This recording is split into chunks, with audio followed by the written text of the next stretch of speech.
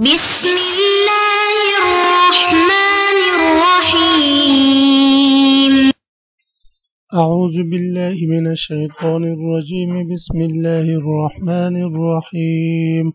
خذوه فغلوه ثم الجحيم صلوه ثم في سلسلة ذرعها 70 ذراعا فاسلكوه. عزیز طلبہ، سبق نمبر 22 آیت نمبر 30 تا 37 آج کے سبق میں ہم پڑھیں گے۔ سب سے پہلے ہم ان آیات کریمہ کی لغوی، صرفی و ترکیبی حیثیت جانتے ہیں، اس کے بعد پھر لغوی ترجمہ، پھر محاورہ ترجمہ و مختصر تفسیر ہم پڑھیں گے۔ عزیز طلبہ، سب سے پہلے ترکیب پر غور فرمائیں۔ خذوہ فغلوہ، خذو فعل فاعل ہو ضمیر مفعول به، فغلوہ یہ جملہ جواب امر ہے، غلوہ فعل فاعل اور ہو ضمیر مفعول به، ثم الجحیم صلوہ، ثم یہ حرف عطف ہے، الجحیم مفعول فی ہے فعل محذوف کے لیے، صلوہ یہ فعل فاعل ہو ضمیر مفعول به ہے، ثم فی سلسلۃ ذرعها 70 ذراعا، ثم فی سلسلۃ متعلق با فاسلکو کے ہے، ذرعها یہ مبتدا ہے مرکب اضافی، 70 یہ اس کے لیے خبر ہے، اسم تاموبہ ممیز، ذراعا اس کے لیے تمیز ہے، فاسلکو فعل فاعل ہو ضمیر مفعول به، انه کان لا یؤمن باللہ العظیم، ان حرف مشبہ بالفعل ہو ضمیر اس کے لیے اسم ہے، کان لا یؤمن یہ جملہ اس کے لیے خبر ہے، لا یؤمن فعل باللہ ظرف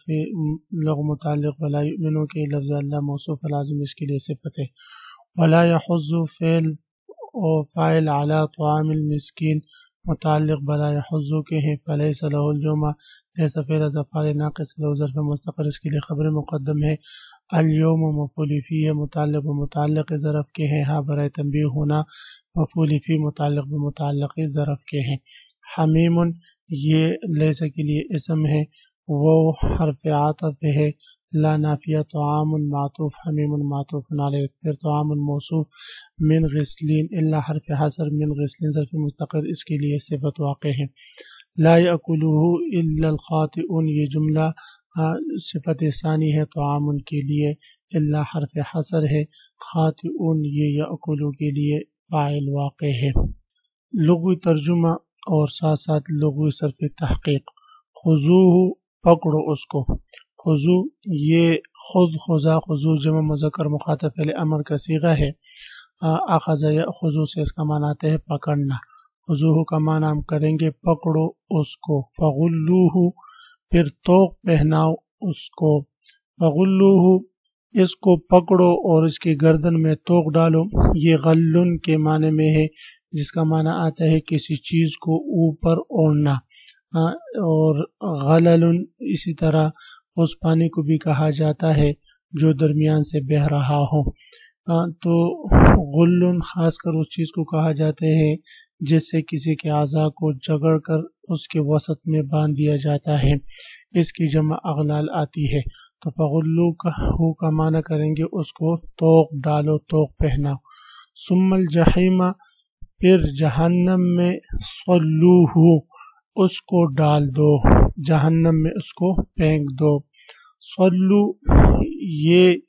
صلی یصلی تسلیتاً سے ہے، اس کا معنی آتا ہے کسی کو آگ میں داخل کرنا، اصل میں سلیون کے معنی آگ میں جلانے کے آتے ہیں، صلی بالنار اس نے آگ کی تکلیف برداشت کی یا آگ میں جلا، تو صلوہ یہ متعدی ہے کہ اس کو آگ میں ڈالو، ثم فی سلسلۃ پھر اس کو ایک زنجیر میں، ذرعها 70 ذراعا جس کی پیمائش 70 گز ہوگی، فاسلکوہ پس داخل کرو اس کو،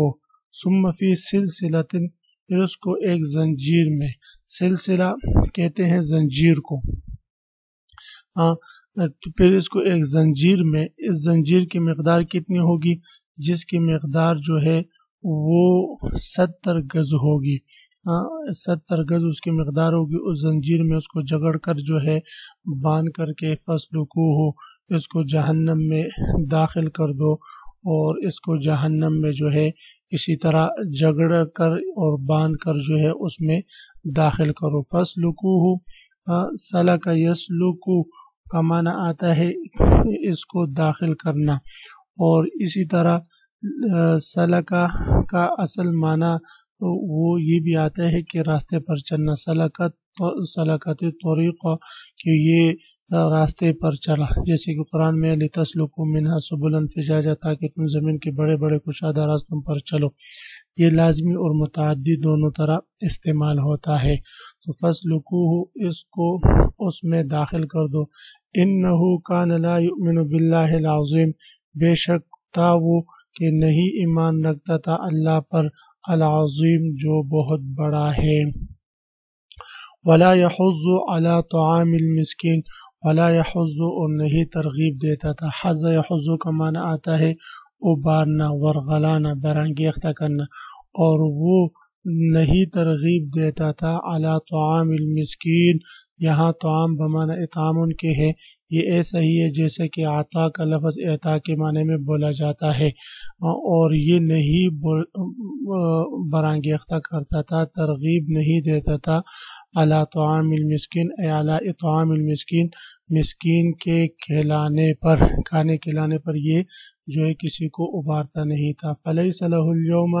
ہاں ہونا حمیم، تو نہیں ہے اس کے لیے آج کے دن حمیم، ہاں ہونا یہاں پر حمیم کوئی دوست، حمیم کہتے ہیں مخلص اور گہرے دوست کو، جگری یار کو کہا جاتا ہے۔ مقصد یہ ہے کہ ان خدا فراموش لوگوں کا آخرت میں کوئی دوست نہ ہوگا جو ان کو عذاب سے بچا سکے۔ ولا طعام الا من غسلین،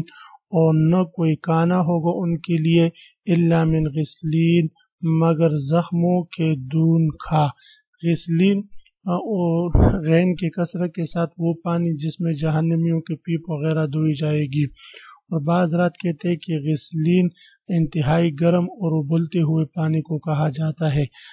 اور جہنم کے درختوں میں سے ایک درخت کا نام بھی غسلین ہے۔ تو بہرحال ان کو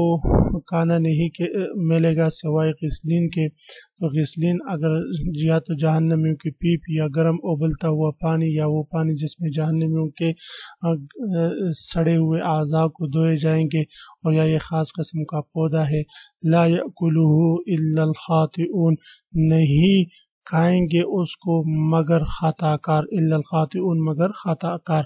خاطئون یہ جمع ہے خاطئ کی، جیسے کوئی بھی گناہ گار، کوئی بھی سخت گناہ کرنے والا، گناہ کا قصد کرنے والا، خطا یخطئ خطأ اس کا مصدر آتا ہے گناہ کرنا۔ تو یہ جو کھانا ہوگا، یہ جو پیپ ہوگا، صرف خاطئون کے لیے ہوگا۔ بامحاور ترجمہ اور مختصر تفسیر، بامحاور ترجمہ اور مختصر تفسیر۔ خذوہ فغلوہ، ایسے شخص کے بارے میں حکم ہوگا پکڑو اسے اور اس کے گلے میں توق ڈال دو، ثم الجحیم صلوہ، پھر اسے دوزخ میں جونک دو۔ یہ حکم کسے ہوگا؟ ایک روایت میں ہے کہ یہ حکم جہنم کے داروغوں کو ہوگا کہ ان کو پکڑ کے جہنم میں پھینک دو، جہنم میں داخل کر دو، اور بعض رات فرماتے کہ یہ مطلقاً حکم ہوگا، اور